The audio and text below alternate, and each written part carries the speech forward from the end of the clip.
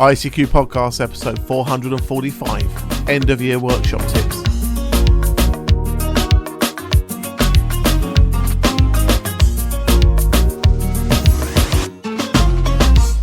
Well, hello fellow amateur radio enthusiasts, and welcome to this our 445th episode of the ICQ Amateur Radio Podcast, supported this episode by our monthly and annual subscription donors. In this episode we join Martin M1MRB, Chris Mike 0 Tango Charlie Hotel, Martin Mike 0 Sierra Golf Lima, Frank Kilo 4 Foxtrot Mike Hotel, Bill Whiskey Charlie 3 Bravo, and Leslie Golf 0 Charlie India Bravo to discuss the latest amateur radio news. Myself, Colin M6BOY, rounds up the news in brief, and this episode's feature is End of Year Workshop Tips. Well, as always, it's our very kind donors that keep your ICQ podcast free, and we'd ask you to consider supporting the show by showing the value you get from our show by visiting our special webpage at icqpodcast.com/donate, where you can turn the value you receive in the show into a monetary amount and pop it our way, and we really would appreciate your very kind support.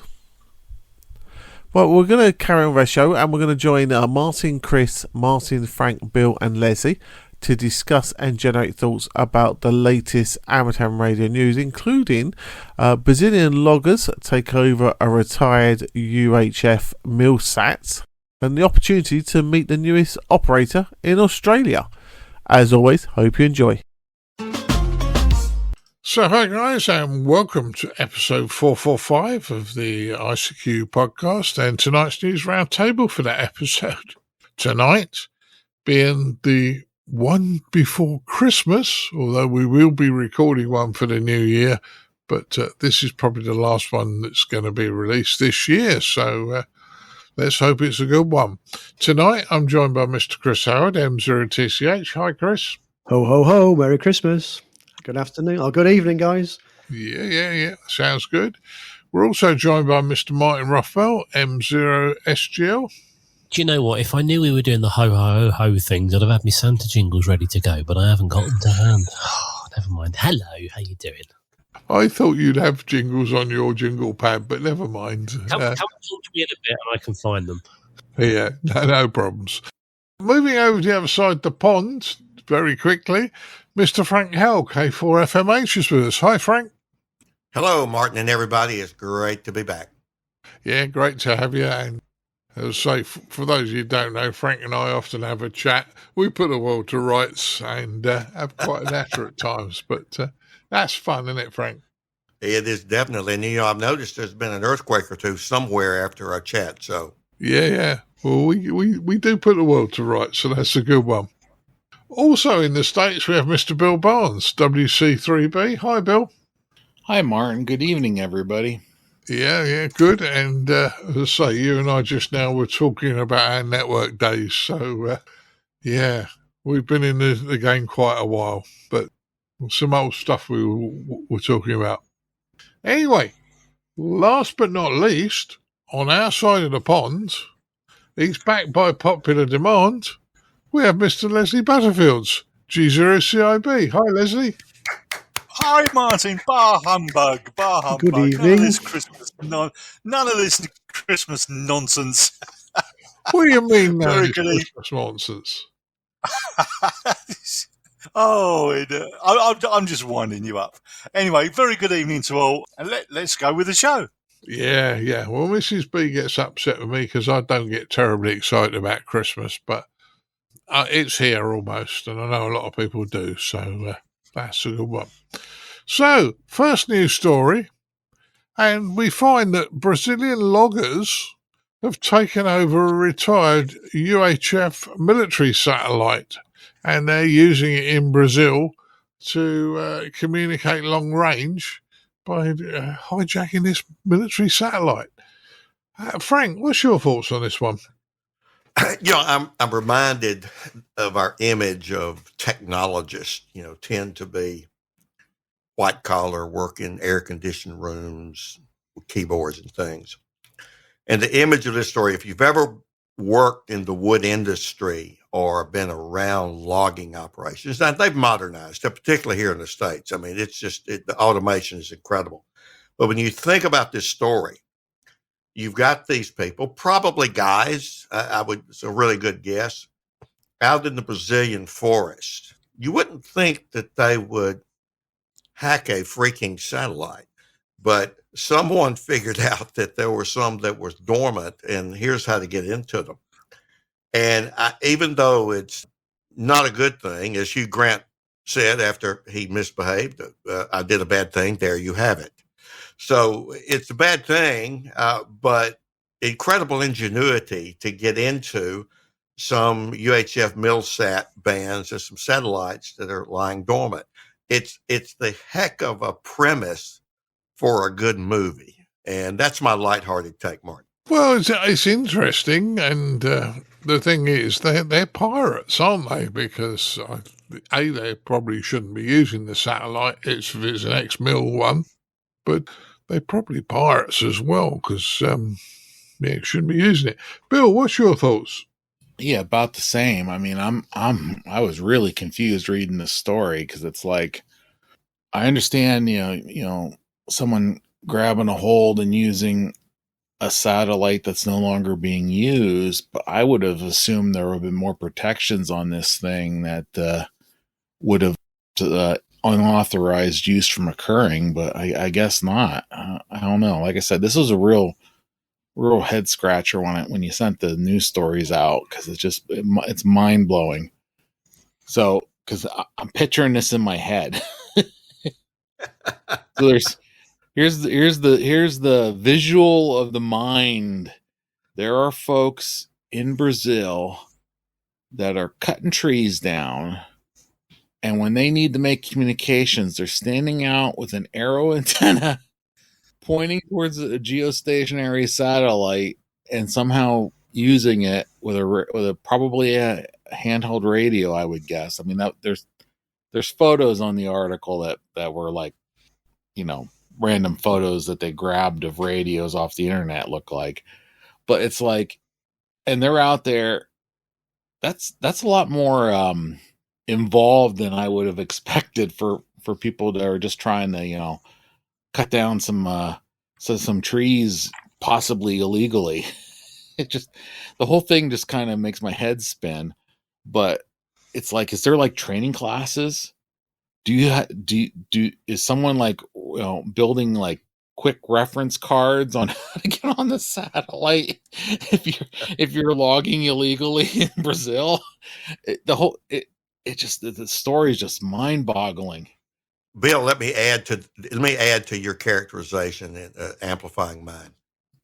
The drug cartel's pretty darn innovative too about their community.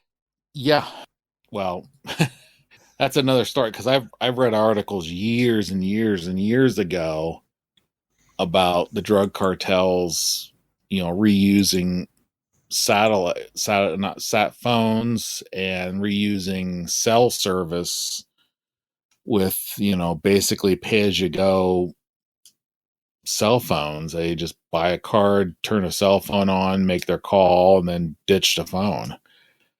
It's just, the whole thing just blows my mind the more I think about it, everybody. Yeah, it's a strange one. I suppose if they're doing something illegal, they want to find out the people are coming after them fairly quickly. But I wonder, if it's a very old military satellite, probably the military didn't think anybody would try and hijack it. And if it's been off for quite a while, they've probably forgotten about it.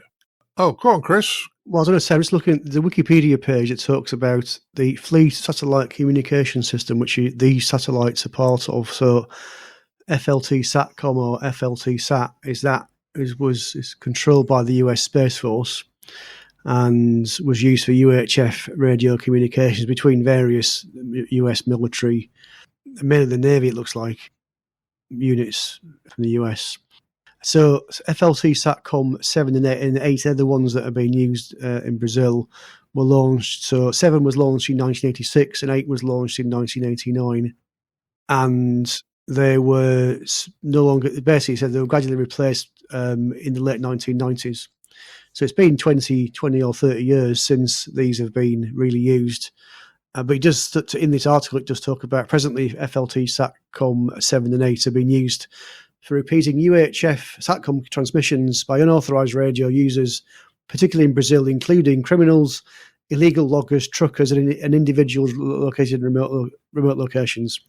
This has been met with limited law enforcement action. So I think that reading somewhere else on the internet, there has been some law enforcement action against. But I imagine it's quite difficult to track down who's using it. I guess they might be able to DF them or something. But also, I suppose in terms of what they could do about it, if these are no longer required, is there some way for them to remotely turn them off? Could they, because if they're doing anything seriously criminal, then it might be a good idea to have the option to be able to turn off the communications. There's obviously no encryption, there's no authentication required to use these repeaters that are up there. So dump the SAT in the Pacific Ocean. Oh yeah, or can they can they do something like that? Exactly. Yeah. Can they do something to disable them? But maybe it's not worth the maybe it's not worth the effort. Well, if they've been up there that long, you go back to the 80s and 90s, not many people knew how to use SATs like this. So amateurs did have Oscars up there, but in fairness, we wouldn't have thought about it. And, electronics has got so much cheaper these days, it's quite understandable how some people will do naughty things. Leslie, what's your thoughts? I've been listening to this with intent. What can I say? If I was involved in naughties, would I be using this system? And the answer is absolutely no, because the authorities can listen in, and it's as simple as that. So yes, it's does have a wry smile in them using it and having the ability to use it, but you got to assume that everything is being listened to. It's not really a question of DFing it or anything like that. That's no, I wouldn't use the system, but I do admire their ingenuity on it. Over to you, Martin.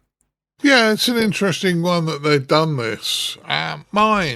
My first thoughts on this was it's interesting and clever, but couldn't you do this on HF with MBIS? Yes, that would be an easy way, but then of course you've got you've got to set up some kind of antennas. You've got to have HF know-how and things like that about MBIS. But I suppose if you're hacking a satellite, you've got to have a certain level of know-how. Now, I have a question. This is a geostationary satellite, which basically means the thing is, as the world turns, as the Earth turns, the satellite moves with it. And there are companies that run commercial satellites, be they for satellite television, for communication or whatever, that effectively employ people to essentially keep that bird in the box. So to effectively stop it flying off in whatever direction it. I mean, even though this is abandoned, someone, I presume, is controlling it to keep it in the same place. Otherwise, would it not just sort of fly off in its own directions? So I wonder about that. It's not totally new story because I have sort of I've heard people talk about this before in the past. I don't know if it's this. I presume it was this satellite, but I was aware there were some people in perhaps Brazil were using it. It is clever because you've got to know what you're doing to work out how to do it. It's brave, being this is an ex-military bird. Would I be doing that?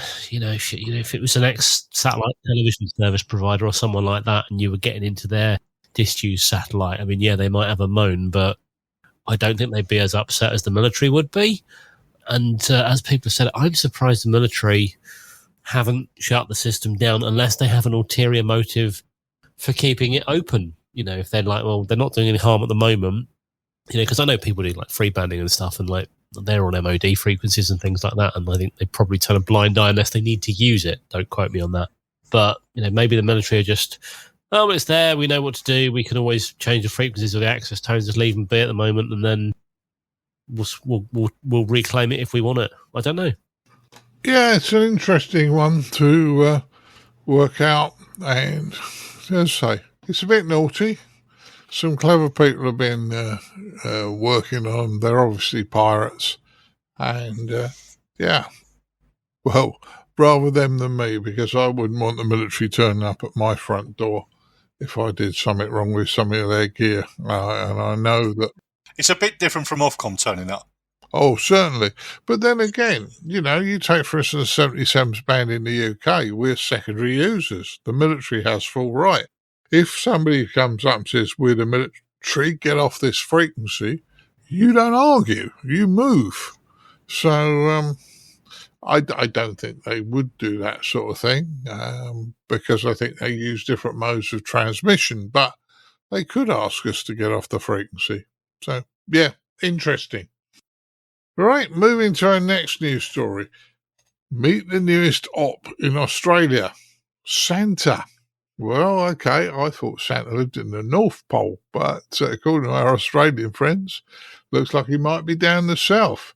Bill, do you want to go first on this one?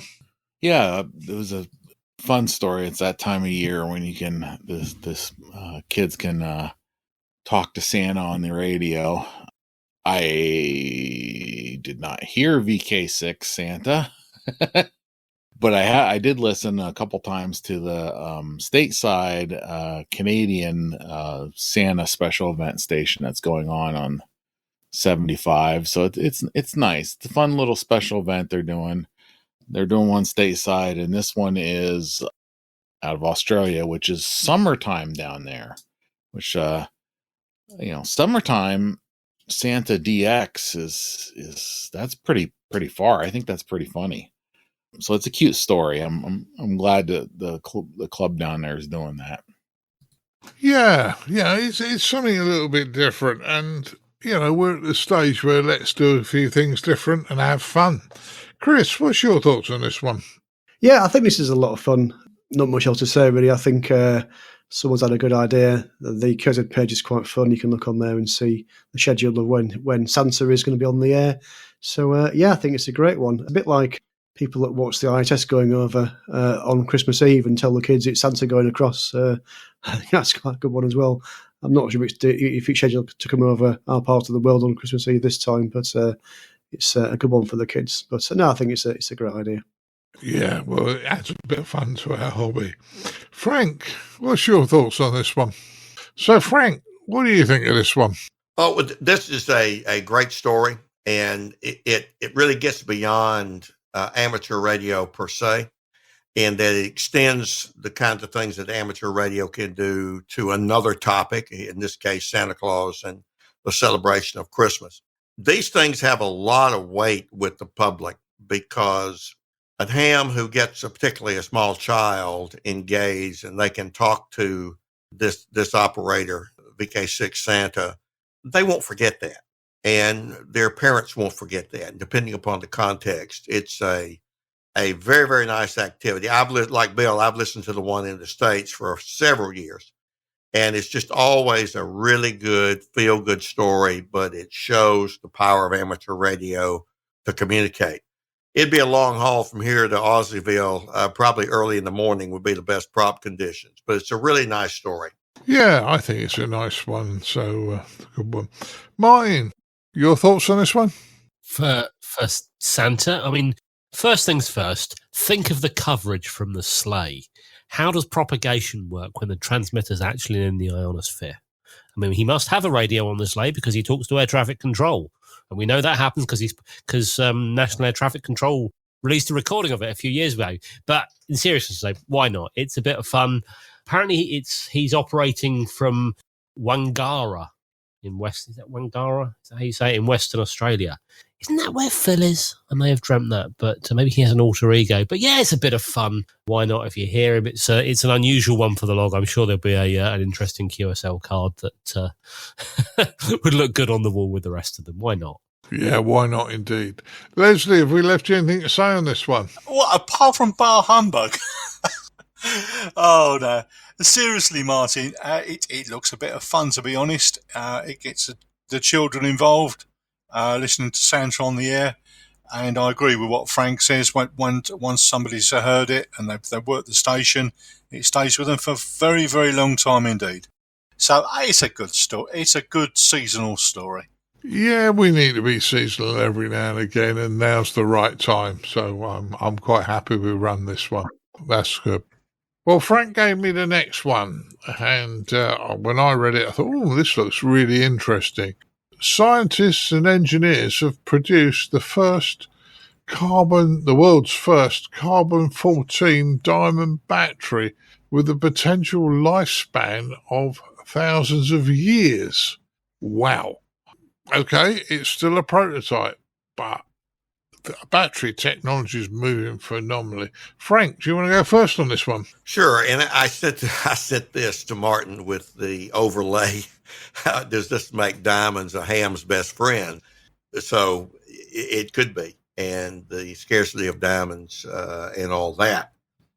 But 5,000 years or more just as a guesstimate at this point, just incredible. Whatever it turns out to be, it almost doesn't matter. But the University of Bristol in the United Kingdom has a team of researchers that's built a prototype, a first successful carbon diamond battery. Now, how it plays out, its capacity, its efficiency, and so on, we're not sure yet. That's what prototypes are for. It's the first proof of concept. But it's got the potential, as we've seen the development of battery chemistries from lead acid on up now to the latest and greatest of the moment, LiFePO4. We've seen, as Martin said, the tremendous gains that we've made, how much lighter it would be. I remember the first Leon battery that came out in 12 volts. Mike N5DU, a good friend of mine here in Mississippi, and I were in a battery store called Batteries Plus, and he picked up that Leon battery and tossed it to me, and it was about the size of a soccer ball or smaller. And I mean, it just stunned me, because when I caught it, it weighed nothing compared to what I expected, a lead acid battery to be. But we'll learn more about this, Martin. I thought this will be worth us acknowledging, and let's follow up the lads and lasses from Bristol to see what their research produces. Yeah, I think it's a really good one, and yeah, it's not only amateur radio. If these batteries are as good as we would hope them to be, that's really going to improve battery technology, full stop. Chris, what's your thoughts on this one? Yeah, very interesting. I imagine there'll be a trade-off, as with a lot of these things, but yeah, it looks like it's a very interesting technology. At the moment, it only provides very low levels of power. But look, this is just starting out as they develop. Yeah, so yeah, this could be very exciting technology, and if they develop this further, this could be the future of battery technology. This sort of reminds a little bit of, what you have in nuclear submarines, where you have a small nuclear reactor with the size of a dustbin or a trash can that lasts for 30 years, provides power to the submarine for 30 years, and that doesn't need to be refueled or anything. It's kind of this is talking about thousands of years, so potentially it could be a very, very interesting technology for the future. So yeah, it's very, very, very exciting. Well, I think so on that one. Martin, what's your thoughts? Do you know what? The first thing I thought when they talk about the battery that lasts for thousands of years, it reminded me of like the battery for the Ghostbusters proton pack, the nuclear accelerator in the back. But it's exciting times. I mean, it's based on a radioactive isotope. But, I don't think that's something we're going to be finding on our smartphones for a while. Although I was freaked out when I found out where like helium gas comes from that makes our voices squeaky. Carbon 14 diamond battery. That in itself, if it's the same kind of diamond that I'm thinking of, that sounds very expensive. I do wonder sometimes, the scientists that put these together, you're thinking, what should we do? What should we try and make a battery out of? And they pick all these different materials to see how they react together. Now, okay, something that's radioactive, you can generate electricity from that. We do that. We run, nuclear power stations and things like that. What should we put it with? Some good diamond. Let's see what that does.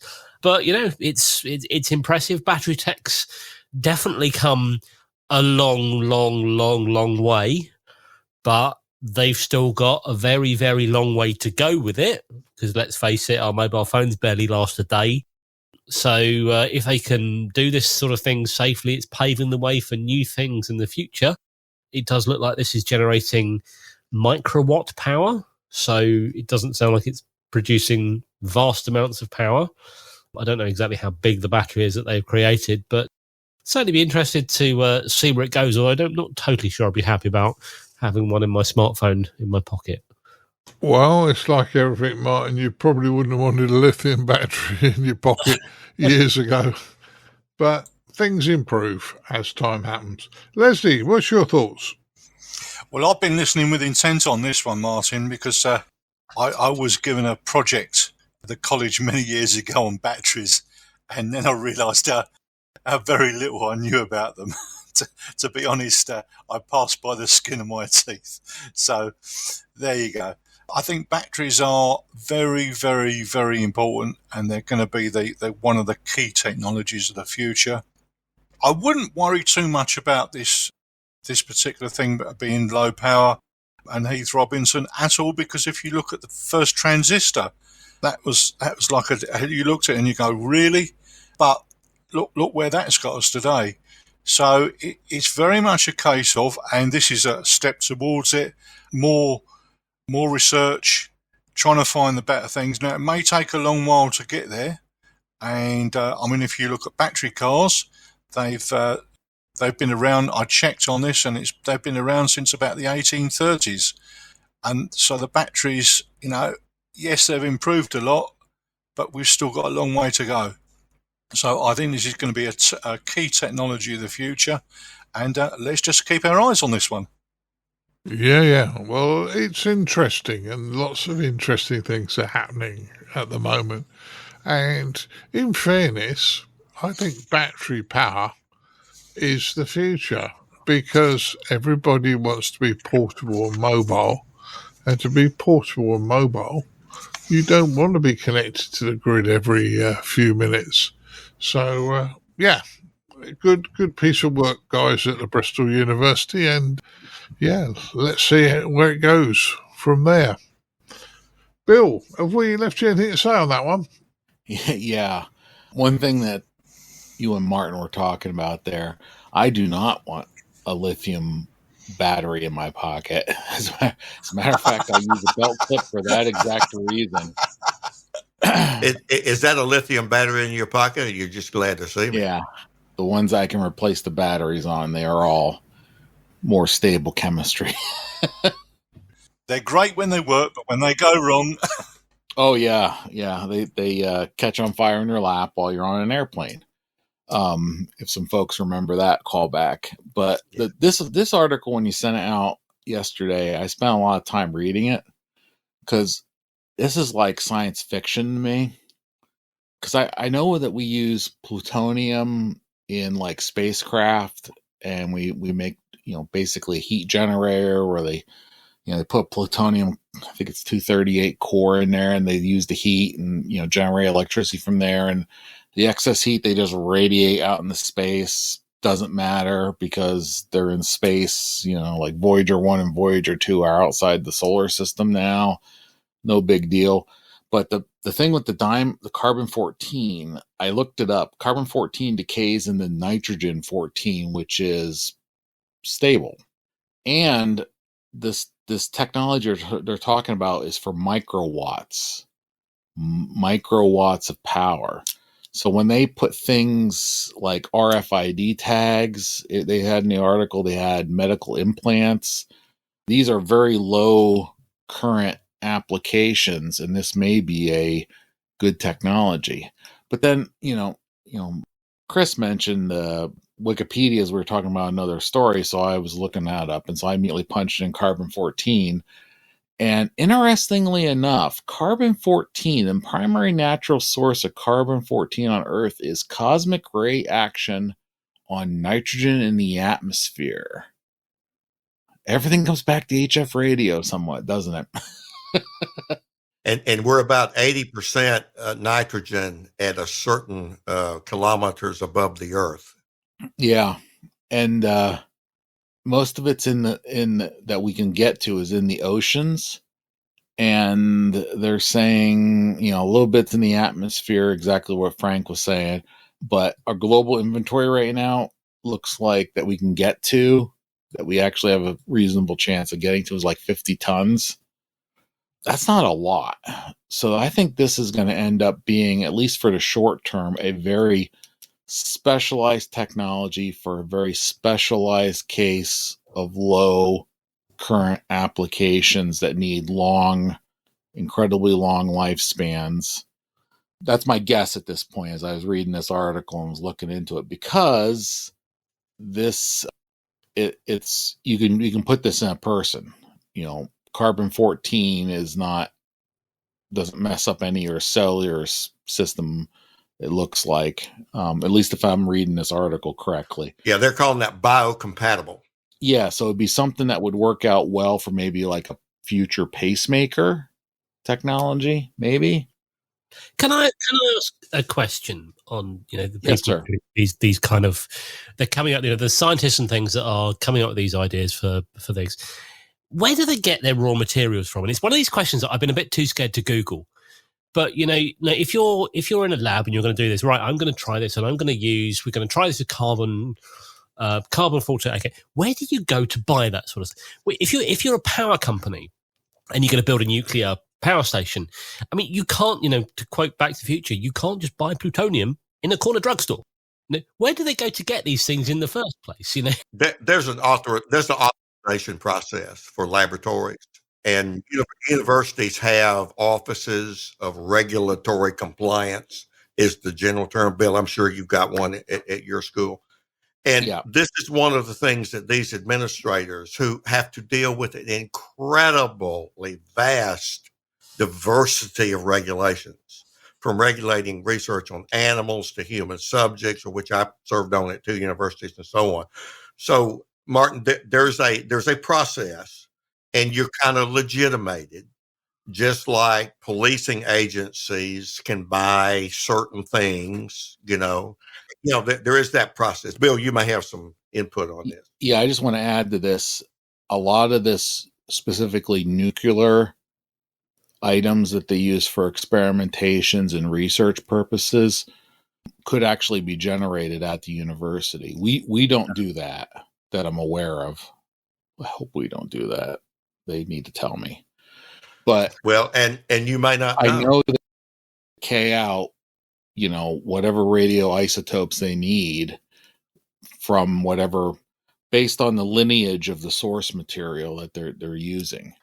Likewise, there's federal agencies that also, if you're in the nuclear industry, you can get research. But like Frank said, it's formidable to get access to that material, and you get very controlled, very regulated, small batch. It's like microcraft beers. But so, Bill, let me add this. Try that. Make batteries out of beer. See how you go with that. Well, if you go back to Egypt, there's a parallel to that. And the actual first battery archaeologist, I think it was made with wine. But let me just say this. You might think that the president of a university would have knowledge of everything, right? Or the president of the country might know if there really have been UFOs. I mean, there is a need to know. And I can tell you from personal and direct experience that there are people at given universities who have security clearances, and their units have security clearances, that the president of that university does not need to know. And if they start trying to demand to know, they will get a call or a visit from someone attached to a federal agency that will tell them to stand down.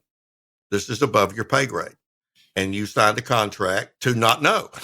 And so I know that sounds like conspiracy theory material, and it probably is, but I certainly, among others, fell into that. And Mississippi State certainly had people who had those kind of security clearance. But let me tell you this. There was a nuclear lab on the campus at Mississippi State, and it was off on the edge of a field. And my building actually wound up using that field as a parking lot later. And there was this little shed at the end of the field about the time that nuclear regulatory stuff got kicked in. And they discovered that they had no nuclear reactor that was still out there. And so they contacted the agency of Washington, and they came down to help them decommission the darn thing. So, there are things out there that we tend to forget about, just like those military satellites can kind of fall through the cracks. How can you forget a nuclear reactor? because nobody had to report it. Yeah, if no one's keeping their eye on the ball to file paperwork at the appropriate cadence, institutional knowledge goes away relatively quickly as folks retire. Now, this was in the 1970s, Martin. Now, just kind of It's go like back to that time. Built a power station out of old smoke alarms. The Tale of the Nuclear Boy Scout is what you're referring to. That's what magazine was that in, Frank? Fascinating stuff. One thing about this with the microwatts, okay, yeah, that's what it is. But just imagine, and I'm just kind of making this up on the fly, that it might be a charge element to supercapacitors, and it takes a while to charge those supercaps up, or some other leveraging device or technology. So the microwatt or lattice work, they put them in a lattice so that many micros become a macro. You bet. And so, that doesn't bother me. I would be more concerned for the people who live around Bristol if they tried to start it out at since we mentioned Back to the Future, the 1.21 gigawatt capacity of diamond battery. That might be more dangerous than this one. Yeah, and the final thing just to add into this, just inside baseball, when it comes to research projects like this, it's always a collaborative effort and almost always ends up being cross-institutional. So you'll have a person from here, a person from over here. They'll be talking, they'll come up with an idea, they'll bring some grad students in to help them work on it, and then they'll actually base it out of one university. But something like this probably is a pretty large team of folks that came up with this concept to even build the prototypes. Right, and in the story, that they're collaborating with another group as part of the Open Space Innovation Platform, and it's interesting how we take things for granted. If you remember those old watches that would glow in the dark, you could buy one and it would glow in the dark. I think they were treated with tritium. Yep, which in bulk is kind of a nasty thing. So there was a plant upriver outside of Berwick, Pennsylvania, that painted that paint on watch hands, and it is now a EPA Superfund cleanup site. Right. So it just goes to show, there's some dodgy stuff about, but I still think this is a good one. I think it could be something that will catch on if it works, or it might just be a halfway step into another technology. We don't know, but you don't go from A to B, A to Z, without going through some other letters. So this may be part of a step to something much, much better later on, or it might be the end goal. But it's interesting technology, I would suggest. All right, let's move to our next news story. And Chris, you came up with this one, so I'm going to get you to go first. Nationwide fault causes delays across the rail network. So, bit interesting. You go first, and I'll bring Leslie in a minute on this one because he knows about it as well. Yeah, well, I just spotted this. I saw on the BBC. This was a few days ago. There was a major fault which affected lots of different railways across the UK. They say at least 10 different lines across the UK's rail network, and it was caused by, according to the news reports, a radio system that's used to communicate between train drivers and signallers. And it said that lots of the major transport hubs are affected, so Manchester, Piccadilly, London, Paddington, Southampton Central, and lots of others, and lots of different railway companies as well. So a huge impact. And apparently it relates to a system called the GSMR radio system. And yeah, obviously had a big impact, but it was radio. I thought, this might be an interesting one. And we have a radio and a railway expert on the podcast. So Leslie, tell us all about it. Oh, thanks. Well, for my sins, I used to work in Ilford Depot and used to fit the GSMR system. And I have to say that by the time they started changing over to this radio system, it was very, very, very, very good indeed. There was very rarely ever faults during that period. Occasionally, the occasional handset needed to be replaced, and that was about it. It's about the size of 4 shoeboxes hidden away in the cupboards and in the roof. and you switch, and you have like a control box. The driver has a control box. He switches it on, presses on, display comes up, and it says, and you press T, and it says OK, and you're logged into the system. So it's very, very easy to use. It's not like amateur radio equipment at all.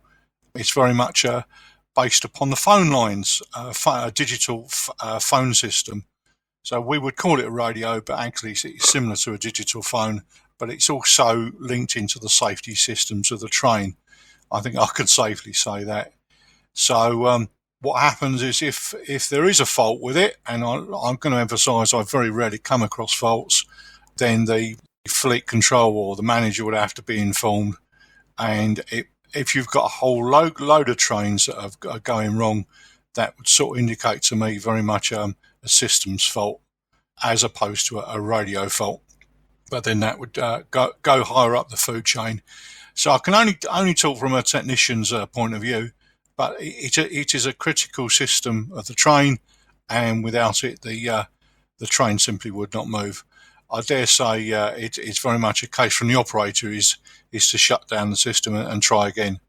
And second or third time they may be able to get in. So my guess is that's what's occurred. So over to you, Martin.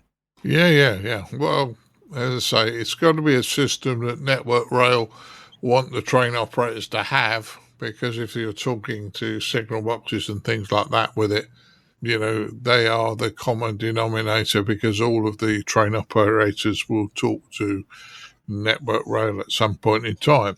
So, on that one, interestingly, mine, you travel by train a lot. Without you venting your disappointment on a certain train company, what do you think? It's not the train, it's the bus company I have the problem with. But anyway, yeah, I mean, the cheeky side of me wonders if this came out of the excuse of the day box. They got problems with the radios. But yeah, I mean, I was actually fascinated to learn recently that the trains have their own radio system. I've seen the sort of essentially cell towers by the side of railway lines that are pointing up and down the railway line. I thought, well, that's interesting. I wonder who owns that. Why do I have terrible signal with my phone here? It should be good, but I didn't realise that was specifically for the railways. It's an impressive system. The fact that it's gone down, yeah, that's unfortunate. It's also unfortunate they didn't have backup. You'd think that the backup could be just like a mobile phone or something that runs on a mobile phone SIM card through whichever provider. But then I do travel on the trains, and in particular in peak hours, I do find that my phone doesn't work. And unless the railway was going to invest in prioritized SIM cards like the emergency services and things will have, then that it wouldn't work, and therefore safety issues, you couldn't run the train. So yeah, I do get it. It's unfortunate that it does go wrong. As with anything that goes wrong, there will be a deep dive. What went wrong? Was it someone plugging his kettle in to make a cup of tea, or was it this router fell over? Maybe they'll think, okay, maybe we need to upgrade this fleet of routers, or maybe we need to just make sure we've got backups here because there's only one of them, or whatever. I don't know. I'm sure there's more that will come out of this. But whereas there was a while ago, the O2 network crashed when they did some firmware update. And actually, all the buses talk to each other and talk to the controllers and things via the O2 network. They actually ran really smoothly when no one was watching them. But from the trains, I suppose, because you need to know where the points are pointing, where your signals are going, where the trains physically are. Yeah, it does make sense. Although I bet it was really frustrating for commuters on that day. Yeah, I thought you'd enjoy this one. Yeah. So, guys, I know this is a UK story, but Bill, what's your thoughts? I actually have some thoughts because I don't know anything about this system other than they use the backup, which the backup's good, and they had a few minutes delay at the start of the day. I thought that was normal. Sorry. Yeah, well, when I worked for as a contractor, I worked in an IT contract on the railway back in the early 90s. what was originally British Rail, they had either the second biggest telephone network in the country. They were almost as big as British Telecom, all their lines and their trunk lines, and a lot of their phone lines actually run up the side of rails up and down the country. So I found that very interesting. They were a huge company. They had a company called British Rail Telecom back in the 90s, early 90s, that dealt with all this sort of stuff. So kind of interesting. Frank, I probably haven't given you much to say on this one since it's UK story. Well, no, actually, as a child, I rode the trains here in the States, certainly in the state of Georgia where I grew up, one called the Nancy Hanks that ran daily from Savannah to Atlanta and back. So I've got some familiarity with trains. I wish we still had a more active and robust passenger train net. One observation I have that hasn't been really mentioned or touched on is the parallel between this radio operation and the rail network in the UK is the linking of repeaters, particularly here in the States. And those big interties have somewhat similar points of failure and things that go down and things. The Cactus intertie that runs from Arizona up to the state of Washington and other places therein, for example. And so I was just marveling at Leslie's discussion and others about, the complexity of getting these things to work, and it's a safety factor, and it doesn't work and pass the muster, then the train don't go. So there's really kind of a parallel with some of the complexities that we have with particularly digital communications here in the States. If we've followed the Flex Radio Systems Company, their new 8,000 level transceivers came out that's leveraged on the basis of a new communication systems for the U.S. Air Force. And they won't admit it because they can't, but if you mention AIL, automatic linking communication, they'll kind of turn red and not talk about it.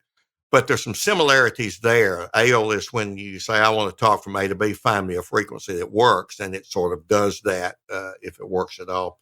So a lot of complexity there, and I know Leslie's well enough to know that when he worked there, that things worked, and I'll bet you the trains ran on time, right, Leslie? We certainly try to. That was the aim of the exercise. I think you find Leslie's train ran on time, got him to work on perfect time.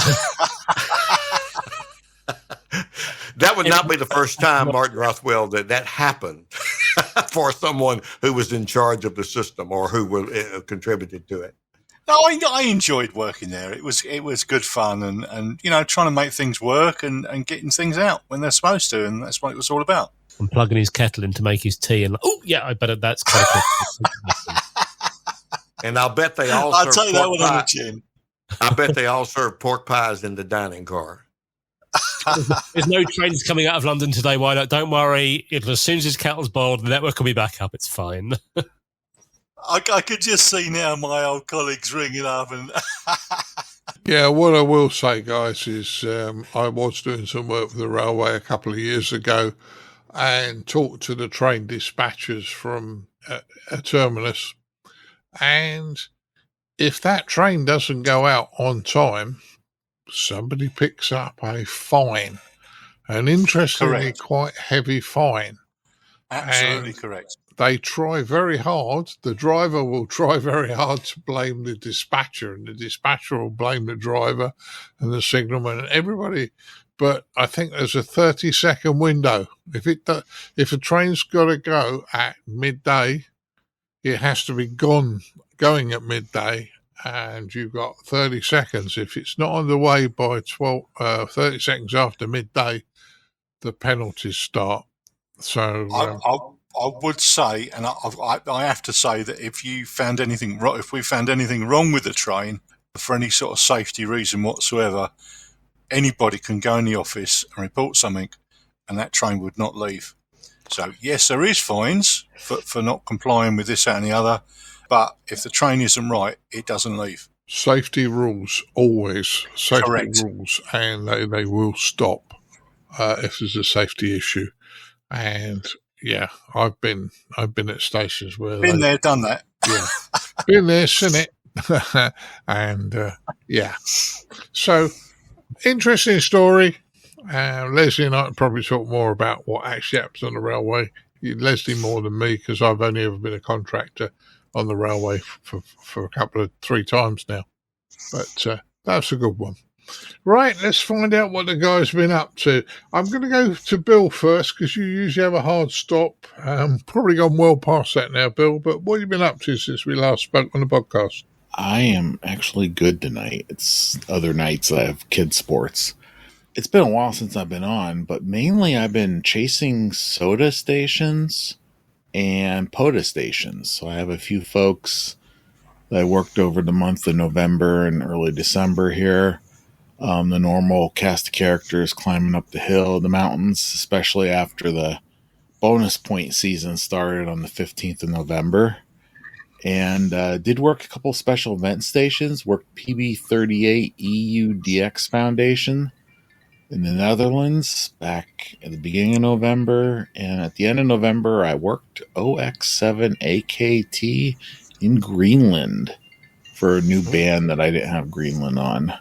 So, been working stations as I get a chance, and that's about it. No projects per se. I do have a few things here on the workbench I want to get to, but they are currently piled up, so we'll get there when the snow starts flying. Yeah, I know what you mean, mate. I've got some projects I want to get done, but as we come towards Christmas, I every time I start something, Mrs. B goes ballistic and wants help with something or other, and I can never concentrate. So, know where you're coming from, Bill. Put them ready to go after Christmas. Frank, what have you been up to since the last time we spoke on the podcast? Well, I think I missed one of the recording sessions on the team that I'm on. I was scheduled to have surgery on my right rotator cuff. I had a partial tear, and when I went to surgery, I had a temperature coming on. They said it's not high enough for us to worry about. They put me under, and my throat swelled up. I found out later I had a bronchial infection that spiked, and so they aborted the surgery. So I had that bronchial infection for about a week. So I've kind of gotten over that. Been finishing the Libraries on the Air database, and I got that done and completed this week, and off to World Radio League. They're going to be the host for Libraries on the Air, and I've got all the libraries in the U.S. I've got all of those in Canada that are part of the public library system. I discovered that there are many small libraries. They may be in a metal shed that are in settlements in Canada that may just be where a crossroads is, but there are people who live there. I was truly amazed at the number of libraries that are not part of the official public system. And there are no databases on these except in the U.S. I've done the Greater United Kingdom and Northern Ireland, got those completed. All these have been geocoded, put in a format of CSV, comma separated value formats that the people at World Radio League can read. So they will be rolling that out in due course, and we'll have some more information about that. That whole program is not just another on-the-air parallel to POTA or SOTA, where there are parks that are waiting for you to come visit them. This is to identify libraries where hams or clubs can contact them and say, we understand that you tend to do activities in your library for your patrons, and we'd like to bring some technology, and we do something called amateur radio, and we can come talk about that kind of technology and demonstrate it for you. And some libraries would not be interested, but a lot of them will, because that's where a lot of activity is for libraries. So Martin's done some work in this. I'm doing some work here in the States. And so with this infrastructure and the generosity of the World Radio League to provide a host for it, and when you do activate a library, you can put that in. They have an app, a website, a really snazzy looking website, and you can log things and all that. So I've kind of got to that point with the libraries on the air.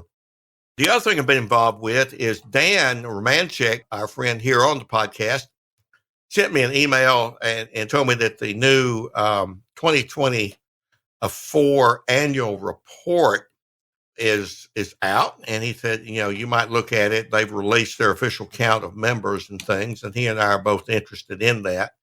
And at Fox Mike Hotel, I've got an interactive graph that I'll update to show what's going on there. But I looked at the annual report, and the president's preface cites a particular study. And in that, Rick Roderick, K5UR, says that an ARL study shows that 75%, I believe, of all the technicians are inactive after 1 year, and technicians are about 51% of all ham licenses in the U.S. And I thought, well, I haven't seen that. Wow, where is that? I couldn't find it on their website. So I sent Rick an email, and he kindly replied to me. And I said, in the report you cited this, could you send me a copy? And really the next day he sent me a note and said, Frank, I forwarded your email to CEO David Minster for handling. But that's been a week ago. I haven't heard anything. One might expect something like that, particularly the head honcho, to say, hey, I've got the email. I'll deal with it. It'll take me a few days, what have you. I've heard nothing but crickets. I must say, I don't think I'm going to get it. And it's unfortunate because if you're a national group like this and you're tax exempt because you do education, and if you do things like this, you really ought to make them public if you're going to cite them in your official documents. So, gosh, any of our listeners who are, particularly if you're ARL members, you might drop either the president, K5UR, his address is K5UR@AOL.com, or David Minster, NA2AA, the CEO. His email is dminster@ARL.org, and ask for a copy. Maybe they just don't think there's enough of a demand for it, but I certainly hope they will release that because they're sort of studying amateur radio. And for me, I'm curious about what they mean by active. We've never really come to a reckoning on what does active mean. In a previous monthly column, the CEO, David Minster, has said, we know that hams who are active are more likely to be members of ARL. Well, gosh, I think that may be one act, joining your national society, that might, indicate that you're active. We know due to previous conversations that Martin Rothwell is not a member or no longer a member of RSGB. Bill is not a member of ARRL. Gosh, they're very active in various ways. Martin does a whole lot with repeaters and other things. Bill does a whole lot with POTA and SOTA and satellites and chasing DX. So that may be one element, but I'm just curious as to how they define that. So if our listeners are interested, contact ARL and ask them for a copy of that report. You'll help them be a better national association. So, Martin, that's about all the trouble I've stirred up here in the last month. I'll turn it back to you. Yeah, no problems, Frank. Well, I'll stand behind you and support you as always. And I try not to wind you up when we have our long chats, but great fun. Leslie, what have you been up to since we last spoke on the podcast? Well, apart from trying to sort out PC problems, which has bedeviling me tonight for some reason, I've been trying to work on my Tonner 7000E, as I mentioned in the last podcast. Been working on that, getting all the leads ready and cleaning it all up because it's been in the cupboard for ages and ages. Now, the other thing is I've had a bit of a prang, so I'm a bit immobile at the moment. So what can I say? But that's the only activity I've been up to, Martin. Right. Well, at least you have done some. So, yeah, well, we'll say plenty of time for the next few weeks. Martin, what have you been up to since last time we spoke on the podcast? I've done something. You and I went to our repeater site because our repeater was somewhat poorly. We spent a fair amount of time troubleshooting that. Turns out that it was a storm that had gone past and upset the transmitter within the radio, and so we were able to, with thanks to information previously provided by Yaesu UK, we popped the top off the repeater, plugged an FTM 400 head unit in, and switched it back on again. which was quite a nice little simple fix when we knew what it was. So yeah, we did that. Also, one of the other things we're doing for work, we have, and I think I've mentioned it before, we have comms system for when we're doing events and stuff, where you see the camera crews and stuff wearing headsets and microphones, and they can all talk to each other. It's completely wireless, costs an absolute fortune, and it's full duplex. And we got some official training from the company that make it. And there's a lot of things that you can do with it. We're learning how to program it and things like that. Because my opening question was, what can this do other than full duplex?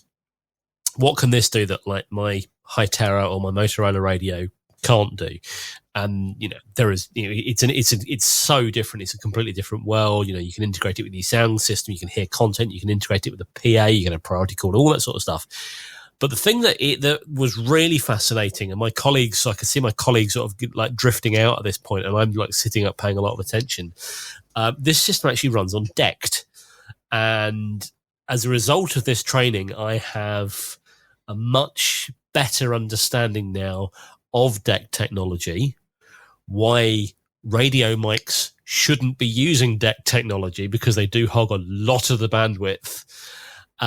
It's absolutely fascinating to see, because they also did like visually how the stuff works together. And if you're in for a read, have a Google of DECT technology. It's quite an in-depth subject. But the other good thing about it is it has a bottle opener built into the belt clip, because let's face it, all event people, all camera crew like a drink after the show, so they give you a bottle opener. So why not? But yeah, that was an interesting thing. I've been on the talk group a little bit. I still need to send off my FT2D to Yaesu. Haven't got round to that. It's sitting here on my desk as a to do. Other than that, I think that's pretty much it. And if anyone from the RSGB is listening, please give me a call. I've been trying to ring you, but no one's talking to me. So please reach out to me. I need to have a chat. So yeah, that's pretty much it. Yeah, I'm sure the boys will ring you, mate. We'll talk offline on that one. Yeah. Yeah. Chris, what have you been up to since last time we spoke on the podcast? Well, not a massive amount of radio, I'm afraid. Doing some club stuff, so I've been arranging some, as it's coming towards the end of the year, I've been arranging, emailing, begging people to do talks for the club into next year. So I've got a few folks lined up now, which is good. We had a great talk. I think you mentioned actually on the previous episode that Bob Burns did a great talk for us a couple of weeks ago on transceivers. It was quite a technical talk. So that's kind of for radio stuff, really.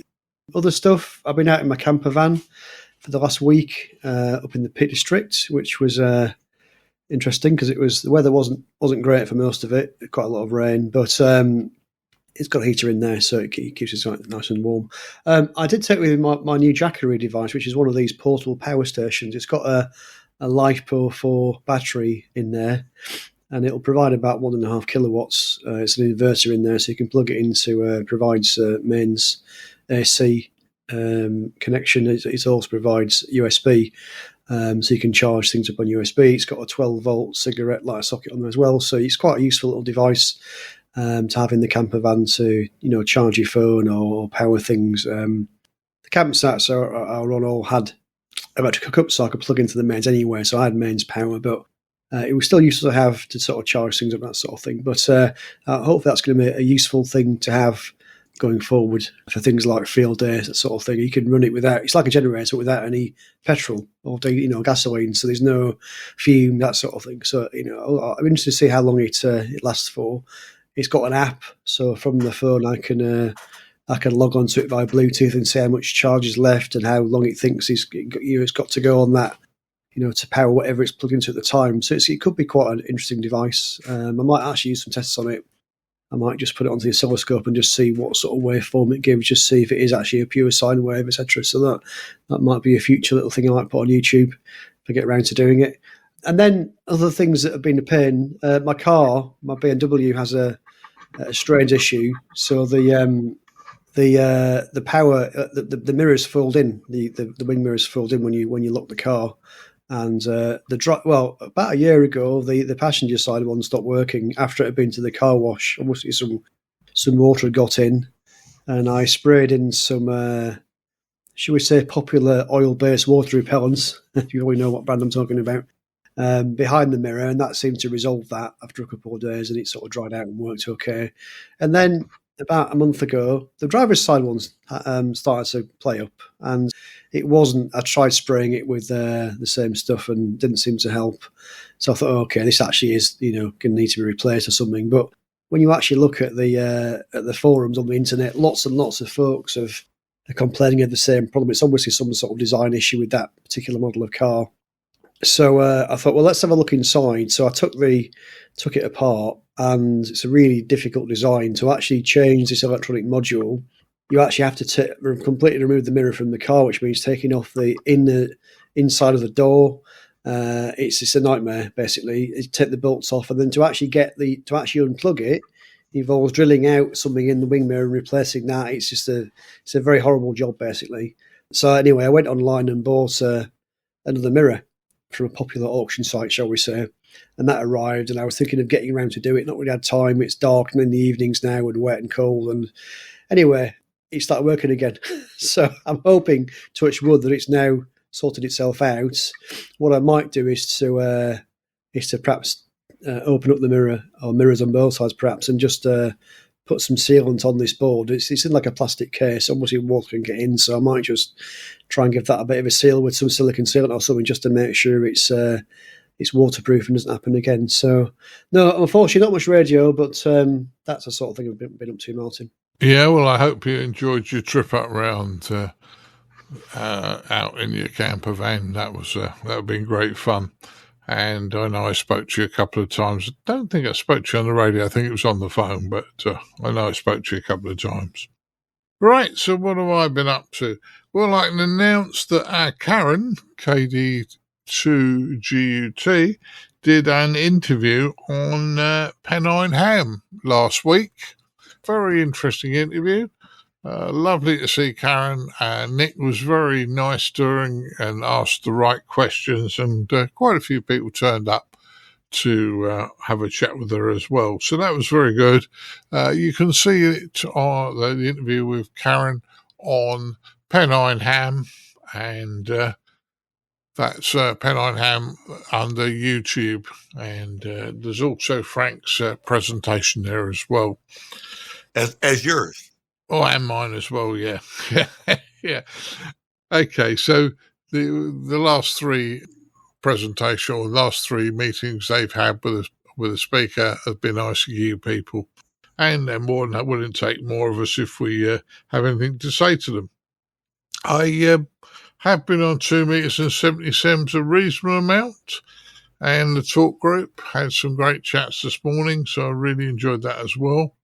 Had a interesting chat with a young lady on the repeater the other day, because our repeater's working great, and explained that our repeater, although it repeaters in the UK, if they have a 3 in their call sign, they're analog repeaters, and 7 they're a digital repeater. Well, GB3XP is both. So it's analog and digital. You send analog to it, it comes out analog. You send digital, it comes out digital. And I had a chat with her, a lovely lady called Karen in M7, and she wasn't aware. She thought you had to wires X and link it onto something, this, that, and the other. And I went, no, just bring up the repeater frequency on your radio, switch to digital, and give me a call, and I'll work you. And so I worked her in digital mode on the repeater as well. That was an interesting chat, and very interesting young lady. So done very, very well in her 6 months she's been in the hobby, and seems to be quite progressive.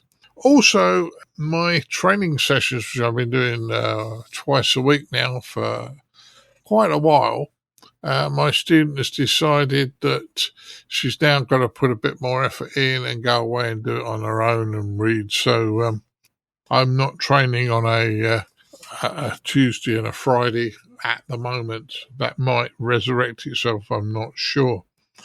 And one thing I do want to say to you guys, and everybody who's listening, if you've listened this far, please, if I'm at a rally or whatever, and I don't say hi to you, it's not that I don't care or I'm ignoring you or snobbing you or whatever. I spoke to a couple of people the other day, over the last few days, that have said they actually saw me at the UK Hamfest, and I was busy, so they didn't come over. Now, I didn't see them. I don't snob anybody. I might forget your name, but I don't forget faces. So please don't ever think I'm snobbing you. If I don't see you, I apologise. And that Friday, we were on it. My grandson and I were actually on it, because I think I've got 13 interviews done. And I don't normally do more than about 4 in a day. We got 13 done that day. So, yeah. So please don't think I'm ignoring you. That's all I've got to say on that one. Can I just add to that, and just to back Martin up on that comment, dear listener? There are a lot of people that say, "Oh, I don't want to interrupt him. He won't talk to me." Martin will talk your ear off for ages. If you want to come and talk to him, come and say hello. Seriously, he's very approachable, aren't you, Martin? Don't give him a coffee. Yeah, and if you give him his third coffee, you accept responsibility for him. And on the other flip side, I'd be more than happy to have a coffee with anybody. Yeah. I typically buy him his third coffee just to see what happens. Yeah. No, all in fairness, guys, we don't snob you, and I wouldn't snob anybody. And, I like flashing coffee. I like coffee as well. Yeah. So, yeah, I just thought I'd say that because I spoke to a couple of people that were at the UK National Hamfest. Saw me, I didn't see them. And I've apologised to them now, so I spoke to them, that I just didn't see them. So, yeah. Anyway, that's where we are. So, I'd like to thank the boys for turning up tonight. I think it's been a great one. I'd like to thank Mr. Chris Howard, M0TCH. Thanks, Martin. Thanks, guys. I think it's been another fun episode, yeah. Yeah. I'd like to thank Mr. Rothwell, M0 SGL. It's been fun. See you next time. Yeah, I hope so. I'd like to thank Mr. Frank Howell, K4FMH. Always a pleasure, Martin. Yeah, great chat, Frank. I'd like to thank Mr. Bill Barnes, WC3B. Thank you, and I always appreciate the invite. Yeah, great to have you, Bill. And I'd like to thank Mr. Leslie Butterfields, G0CIB, if he hasn't broke his internet connection. Bar humbug. Anyway, thanks for having me on, Martin, and I'm not going to be a humbug. Merry Christmas to everyone that's been listening to this podcast. Yeah, Merry Christmas to everybody, as Leslie said from the ICQ podcast. 73, guys, and we'll go on with the podcast. 73. Ho, ho, ho. 73. Cheerio. Merry Christmas. Keep your amateur ham radio podcast advert free by donating less than a length of coax. Visit www.icqpodcast.com/donate now.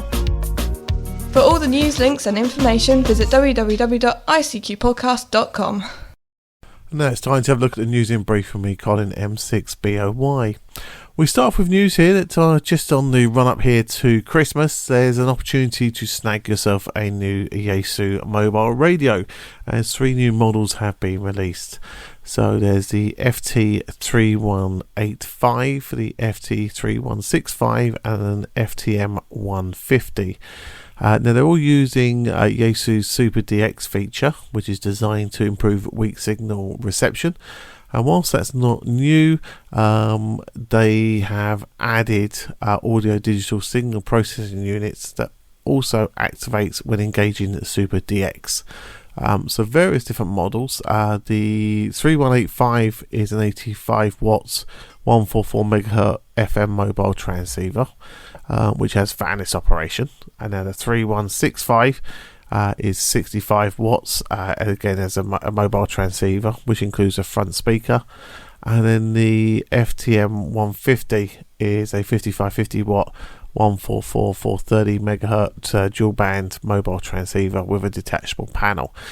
So as I say, options there for you if you're in the market for a Yaesu radio, either as a gift for yourself or a suggestion to a loved one of Yaesu's new rigs as they come in available from now.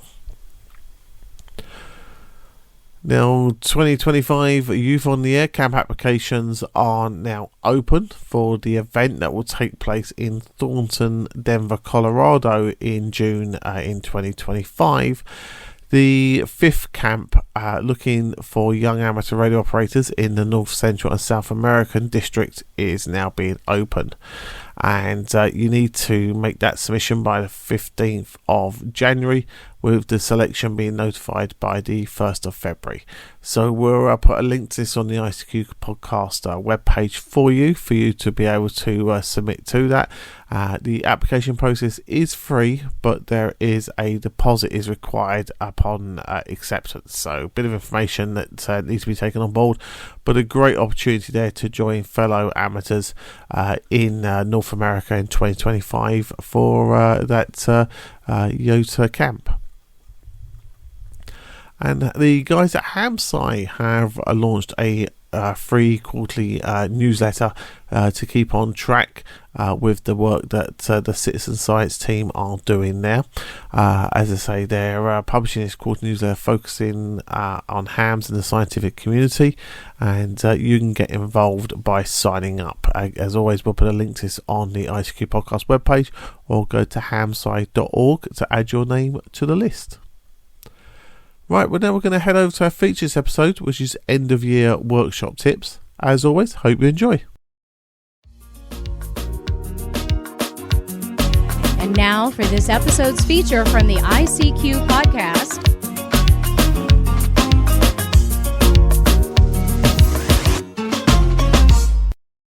Hi guys, for this episode I wanted to pass on a few tips that I've come across or remembered in the last few weeks. Now, if I don't pass them on, some of them will end up never being known about, so I think it's worth passing them on. They're not really tips for the workshop. To start with, the first couple, I was chatting on our digital talk group to Simon G7HCD, and we were talking about handy talkies or walkie-talkies, depending on which side of the pond you are, and I said I got far too many, and he agreed he probably has as well. But what I said to him was I keep all my chargers in one box. So I go, if I want to charge one, I go to the box of chargers and pull the charger out. Now, for many years, I always used to suffer that it didn't matter how tidy you packed them in there, the charger leads would all knot up quite happily, because that's what charger leads do. So what I actually did, beginning of the year, was I bought some Ziploc bags, which are literally polythene bags with a little zip top to them. Doesn't have to be, but polythene bag would do. And I write on the outside of the bag what the charger is, and then I put the charger into a clear bag and put it in my box. And surprise, surprise, the cables don't get mixed up and entwined, and I don't spend ages trying to unravel them. So, I don't know, maybe a useful little tip. If you've only got one or two handy talkie chargers, then that's probably not of interest to you. If you've got quite a few, it could work for you. The other one, moving on from this, and Simon and I were chatting, and we were talking about programming cables as well. Now, I do exactly the same thing for programming cables. I have a programming cable box, and each cable's put in its own little plastic bag, labelled up what it is, and put in there. Simon favours a different way of doing it, which is fine. He creates labels with, say, a Dymo labeler, and he puts the name of the radio on the charger cable, so that you can look at the cable very quickly. Whichever option you choose, they're both valid, and as I say, whichever one works for you should be the one to deal with. Now, let's move to the workshop. Okay, in the workshop, I'm just going to start off with some soldering tips. Now, I don't know if any of you have done this, because I certainly have. You put a brand new tip onto a soldering iron. This is straight out of the box, or it's a brand new soldering iron. You're waiting for it to heat up, and you're going to tin the tip. And then you get distracted or called away or whatever, and the iron gets hot, and you haven't tinned it, and then it won't take solder. It just won't take solder because it's oxidised and it ain't going to play. The way I've found of dealing with this, and I'm sure there must be other ways and chemical ways, but there are things called PCB rubbers. And a PCB rubber, no good for rubbing pencil marks out on paper, it'll rip straight through the paper. But a PCB rubber is a very light abrasive rubber. And don't rub it too hard, but a light rub over the whole soldering iron tip and then reheat. You can often, 9 times out of 10 at least, recover a bit that's gone all oxidised and horrible. So, it could save you a few pennies. PCB rubbers, if you ever use them to clean edge connectors and things like that, be very, very careful. Do not press hard. They will remove gold off of an edge connector if you rub too hard. So, in fairness, a very light rub, and they work very, very well at cleaning up PCBs and things like that.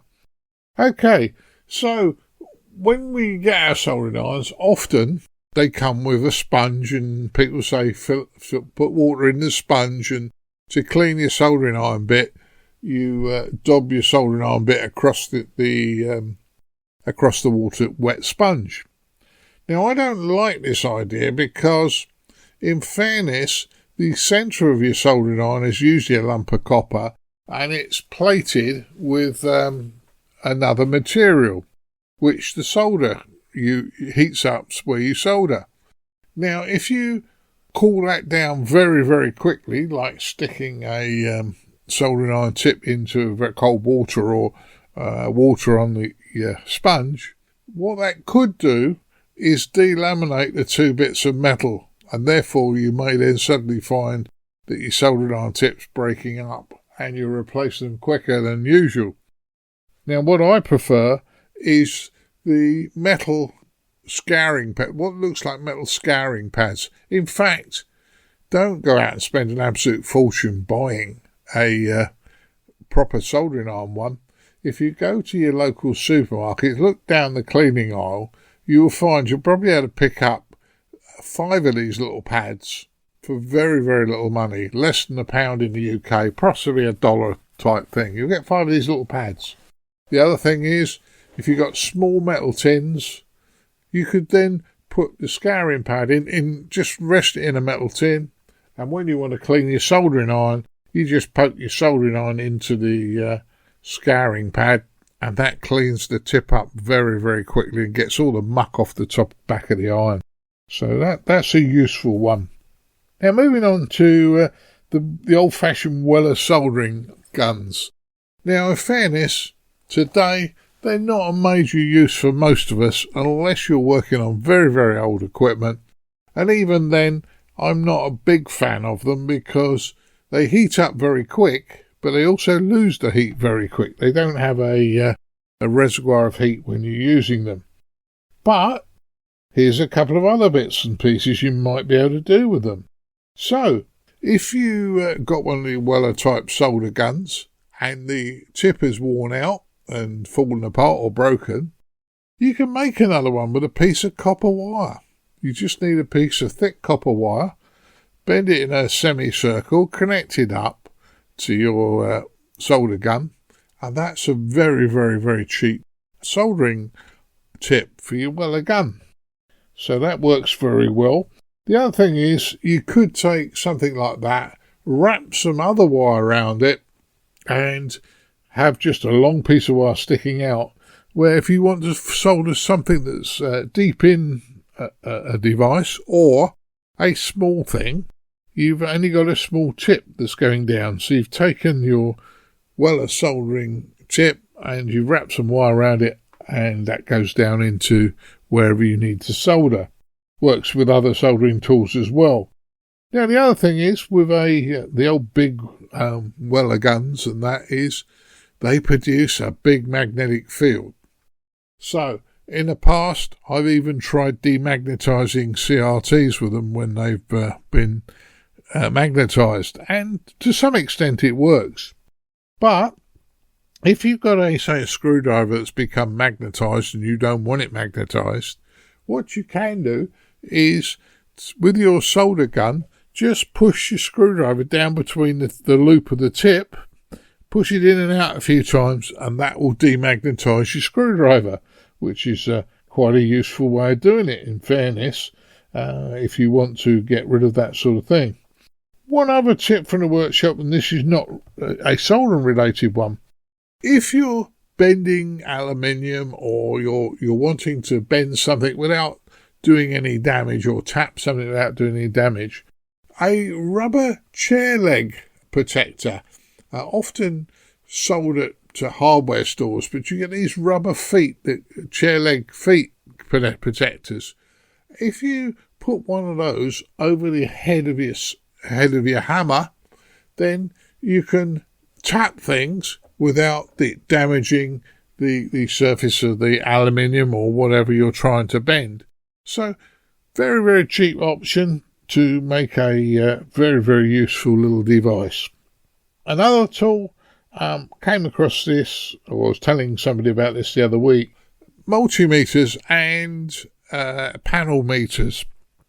The old analog ones do suffer occasionally from static electricity build-up, especially if the cover on the meter is plastic. So, how are you going to get around that? Well, the easiest way around it, believe it or not, is to take some washing up liquid onto a piece of cloth. Don't wet it down, just neat washing up liquid, and wipe it over the face of the meter movement, the plastic meter movement. Well, that pretty much kills the static straight away and makes the meter very, very useful again for you. Now, last thing I'm going to say, because we're coming up to Christmas and our families are probably going to be giving us earache if we disappear to the workshop too many times, but it's always worth every now and again just having a look at some of your tools, making sure they're clean, making sure that they're lubricated. You know, a little bit of WD-40 on the pliers and cutters and things like that make them far more easy to use. I'd suggest checking cutter blades, making sure that there's no bits of sticky plastic and things like that in it, that they're not going to work particularly well. So it's worth having a look round. So these are just a few simple tips. Hopefully they were of interest, and enjoy. Well, Dad, thanks there for your feature there on workshop tips for the end of the year. And I'm sure as our colleagues, friends and listeners will get an opportunity, hopefully over the festive period, to do some fun stuff.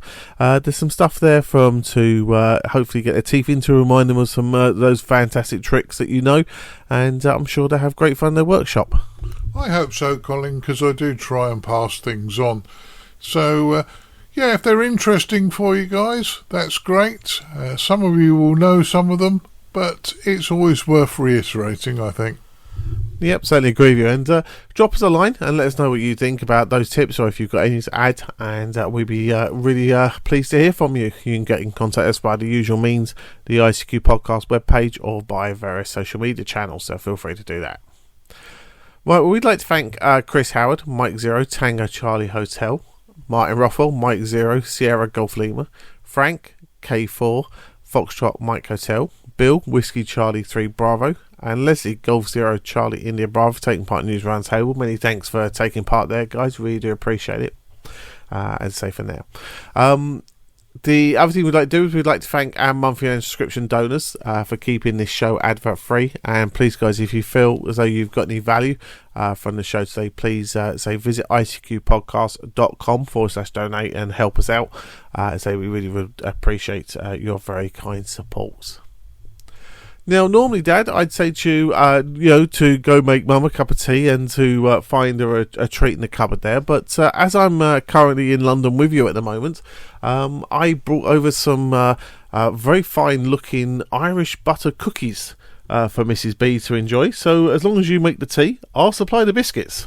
No problem. So I'll make the tea shortly, and I'm sure your mum will be happy with your buttered cookies. So all's left for me to do really is wish everybody an extremely happy Christmas and have a happy New Year as well from all of us, I'd say, Colin. No, I certainly would agree with that. I say, enjoy the holidays, the festive time. As I say, I hope spend time with your loved ones, and more importantly, maybe spend a bit of time with your radios too. So enjoy the hobby, guys, and we'll be publishing our next show just after Christmas. And as I say, we look forward to catching all them. 73's all.